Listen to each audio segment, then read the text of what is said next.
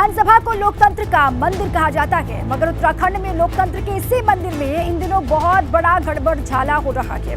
विधानसभा में हुई भर्तियों की धांधली की परतें लगातार खुलती जा रही हैं। ये बात साफ हो चुकी है कि भर्तियों में बहुत बड़े पैमाने पर भाई भतीजावाद चला था और मंत्रियों के चहेतों को नौकरी पर रखा गया था। देखिए इसी पर हमारी रिपोर्ट।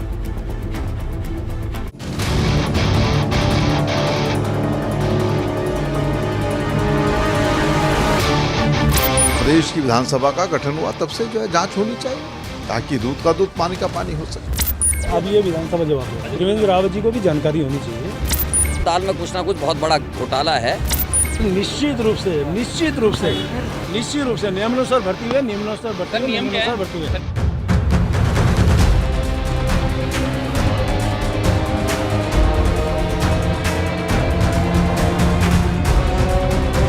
विधानसभा में हुई भर्तियों में धांधली की परतें खुलने के साथ ही भाजपा सरकार बैकफुट पर है। सरकार के आरोपों के बाद शहरी विकास मंत्री प्रेमचंद अग्रवाल सफाई देने के लिए आए। मीडिया ने सवालों की बौछार की तो मंत्री जी देखिए कैसे जवाब दे रहे हैं। मैंने कब कहा उन्होंने भ्रष्टाचार किया?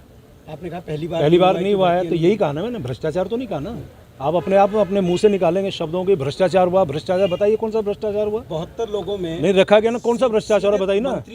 बिल्कुल रखे गए, आप बताइए ना कौन सा भ्रष्टाचार से रखे गए। ये मैंने कहा ना नियमानुसार आप जानकारी लीजिए। 27 दिसंबर मगर तभी प्रेमचंद अग्रवाल से एक मीडिया कर्मी ने ऐसा सवाल किया कि प्रेमचंद अग्रवाल की बोलती ही बंद हो गई। दिसंबर 2021 को ज्वाइनिंग हुई, 5 महीने बाद वो तनख्वाह लेते हैं। 30 मार्च से 29 तारीख को आपको पोर्टफोलियो मिलता है वित्त का। तो आपके वित्त मंत्री के बनने के बाद ही इनको वित्त की अनुमति कैसे मिलती है? ये विधानसभा जवाब देगा, क्योंकि ये विधानसभा का क्या पूर्व वित्त सचिव अमित नेगी ने सिग्नेचर नहीं किए थे? ये विधानसभा जवाब देगा।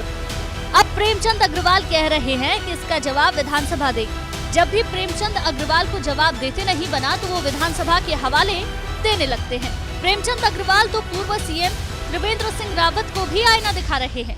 दरअसल त्रिवेंद्र सिंह रावत ने कहा था कि उन्होंने विधानसभा की नियुक्ति आयोग से कराने को कहा था। मुख्यमंत्री के नाते फाइल मेरे पास आई थी और मैंने ये कहा था कि इसकी जो भर्तियां हैं वो पारदर्शितापूर्ण और आयोग के माध्यम से होना चाहिए। ये मैंने उस समय आदेश किए थे। तो ये भर्तियां अब कब हुई मुझे मालूम नहीं है। त्रिवेंद्र रावत जी को भी जानकारी होनी चाहिए कि एग्जाम की बात हमने कही है, एग्जाम कराया है। और एग्जाम यदि हाईकोर्ट में, मैंने कहा ना आपको, हाईकोर्ट में यदि वो लंबित है तो उस पर आप क्या टिप्पणी करेंगे?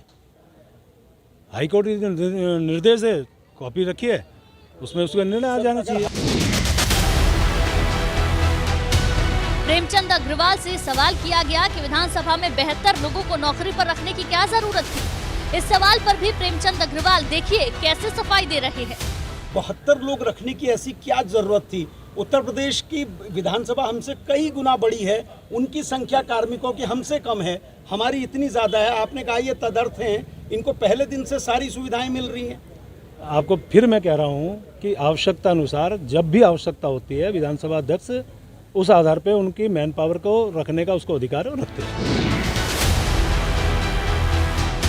प्रेमचंद अग्रवाल से पूछा गया कि नियुक्ति पर रखे गए लोगों को तमाम सुविधाएं क्यों दी गई। इस पर भी प्रेमचंद अग्रवाल जवाब नहीं दे पाए। जैसे आपने 35 लोगों की विज्ञप्ति निकाली, उनके लिए विज्ञप्ति निकाली थी या फिर इनको कैसे भर्ती? टेम्परेरी अरेंजमेंट है, मैंने कहा ना आपको। कोई विज्ञप्ति नहीं, इसमें विज्ञप्ति लगाने का कोई मतलब नहीं है। टेम्परेरी अरेंजमेंट है। टेम्परेरी अरेंजमेंट वालों को टाइप 2, टाइप 3, टाइप 4 के मकान भी दे दिए गए। नहीं, वो मुझे जानकारी नहीं। अब प्रेमचंद अग्रवाल से पूछा गया कि क्या इन नियुक्तियों की जांच की जरूरत है। इस सवाल पर प्रेमचंद अग्रवाल सफाई देने लगे कि जांच की कोई जरूरत नहीं है, क्योंकि सब कुछ नियम के मुताबिक हुआ है। विधानसभा में उसकी जांच की आवश्यकता है, क्या जांच होनी चाहिए? देखिए मैंने क्या कहा, सब नियमानुसार हुआ है, तो अभी जांच का विषय कहाँ से आता है? नियमानुसार किया है, टेम्परेरी अरेंजमेंट है, आवश्यकता जब पड़ती किया जाता है। अब प्रेमचंद अग्रवाल से पूछा गया कि नियुक्तियों में नेताओं के करीबियों को नौकरी कैसे मिली। इस पर प्रेमचंद अग्रवाल नियमों का हवाला देने लगे। आपके पीआरओ और आपके भी कई करीबी लोगों के संबंधी। अरे भाई मैंने ये नहीं कहा कि कोई नहीं है ना, लेकिन सब नियमानुसार हुआ है बस। कुछ अधिकारियों को मनचाहे तरीके से प्रमोशन दिया गया।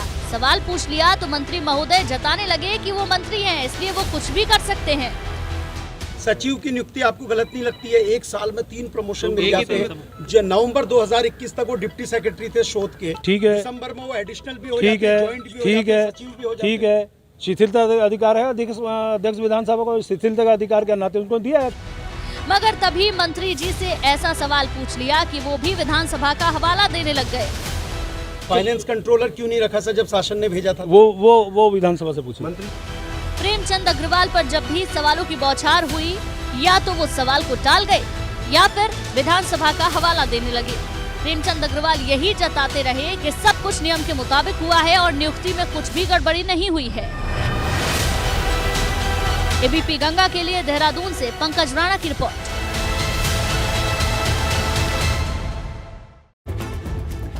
तो ये पूरी रिपोर्ट आपने देखी। प्रेमचंद अग्रवाल की सफाई भी आ गई है, मगर भाजपा संगठन अब इस पूरे मामले पर प्रेमचंद अग्रवाल से किनारा करता हुआ नजर आ रहा है। भाजपा का कहना है कि ये मामला विधानसभा का है और सरकार से इसका कोई भी लेना देना नहीं है, मगर कांग्रेस मांग कर रही है कि जब सब कुछ पाक साफ है तो फिर जांच करवाने में क्या दिक्कत है।